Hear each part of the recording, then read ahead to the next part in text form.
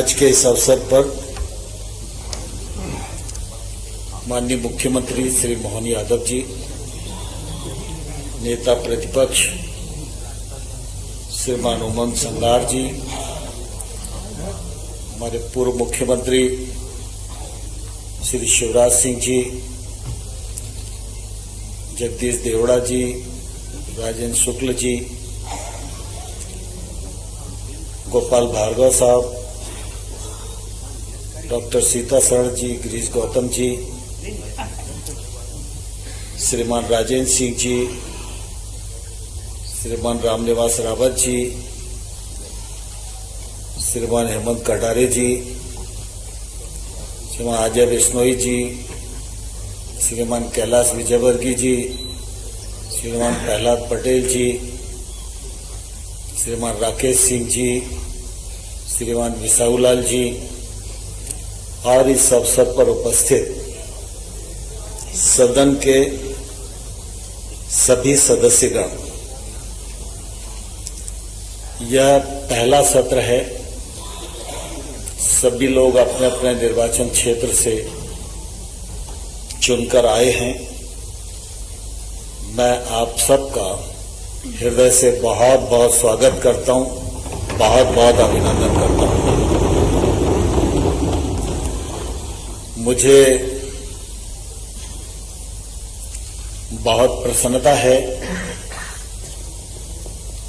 कि जब विधानसभा के अध्यक्ष पद के निर्वाचन का समय आया, उस समय पक्ष और विपक्ष दोनों ने मिलकर सर्वसम्मति से चयन किया। इसके लिए मैं भारतीय जनता पार्टी, कांग्रेस पार्टी और सभी सदस्यों का हृदय से बहुत बहुत आभार प्रकट करता हूं और उन्हें धन्यवाद देना चाहता हूं। अभी 2 दिन लगातार हमारे सदन के वरिष्ठतम सदस्य श्रीमान गोपाल भार्गव जी ने प्रोटेम स्पीकर के रूप में अपने दायित्व का निर्वहन किया। हम सब लोगों को शपथ और प्रतिज्ञान कराया और कार्रवाई का जो सफल संचालन, निर्वाचन प्रक्रिया का संचालन उनके द्वारा किया गया, मैं उनके प्रति भी आभार प्रकट करता हूं और उन्हें बहुत बहुत धन्यवाद देना चाहता हूं। मित्रों, हमारा यह सदन बहुत ही गौरवशाली सदन है। पंडित कुंजीलाल दुबे जी से लेकर गिरीश गौतम जी तक ये एक लंबी यात्रा है और इस लंबी यात्रा में मेरे से पूर्व अध्यक्षों ने अनेक प्रकार के मानदंड स्थापित किए हैं, परंपराएं स्थापित की हैं और अपने अपने कार्यकाल में अपने अपने ढंग से इस सदन का गौरव बढ़े, इस बात का प्रयत्न उनकी ओर से हुआ है। अध्यक्ष के रूप में आप सबकी निश्चित रूप से मुझसे भी इसी प्रकार की अपेक्षा है।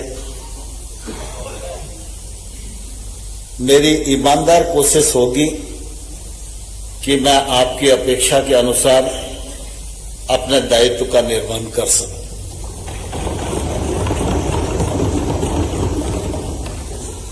मेरे निर्वाचन के पश्चात विभिन्न माननीय सदस्यों ने मेरे बारे में अपने विचार व्यक्त किए। मुझे नहीं मालूम कि मैं उन विचारों के योग्य हूं अथवा नहीं, लेकिन मैं इतना जरूर जानता हूं कि अगर आपके मन में ऐसा भाव मेरे प्रति है जो आपके द्वारा व्यक्त किया गया, तो मेरी ये जवाबदेही है, मैं उस भाव का सम्मान करूं और उसको निभाने की पूरी कोशिश करूं। हम सब सार्वजनिक जीवन में हैं। सार्वजनिक जीवन में व्यक्ति पहले मैदान में काम करता है, फिर किसी संस्था या संगठन से जोड़ता है, और जब वो संगठन उसको अवसर देता है तो वो जनप्रतिनिधि के रूप में अपनी भूमिका का निर्वाह करता है। लेकिन हम संगठन में काम करें या जनप्रतिनिधि के रूप में काम करें, हम सबका उद्देश्य एक ही होता है, जन समस्याओं का निराकरण, राज्य का सर्वांगीण विकास और संतुलित विकास। लोकतंत्र की एक खूबसूरती है कि पक्ष है तो विपक्ष भी है, और पक्ष के बिना विपक्ष अधूरा है और विपक्ष के बिना पक्ष अधूरा है। ये भी हम सब लोग भली प्रकार से जानते हैं। पक्ष और विपक्ष लोकतंत्र के दो पाए हैं।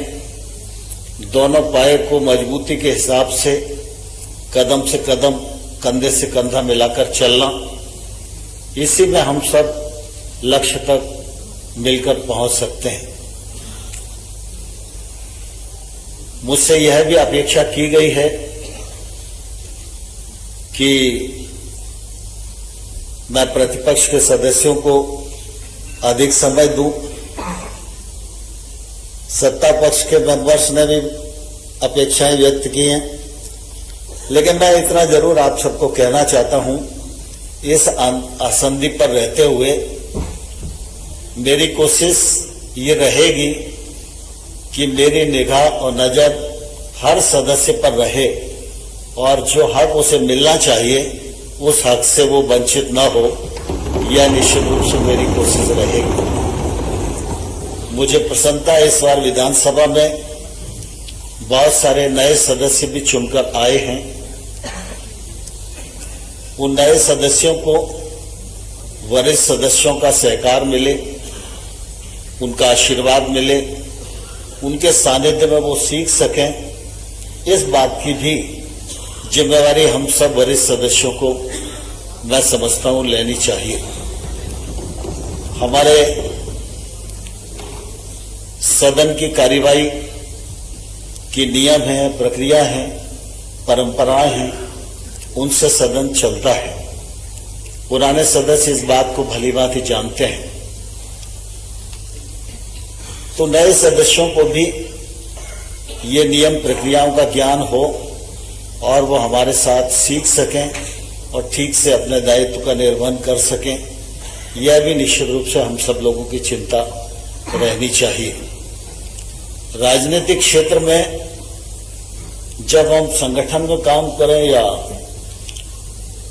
जनप्रतिनिधि के रूप में काम करें, तो मैं अपने अनुभव से यह जरूर आग्रह करना चाहता हूं कि राजनीतिक क्षेत्र में काम करने वाला व्यक्ति जितना अधिक अध्ययन करेगा, उतना अधिक वो सार्थक जीवन व्यतीत कर सकेगा और लोकतंत्र में सार्थक भूमिका का निर्वहन कर सकेगा। सामान्य तौर पर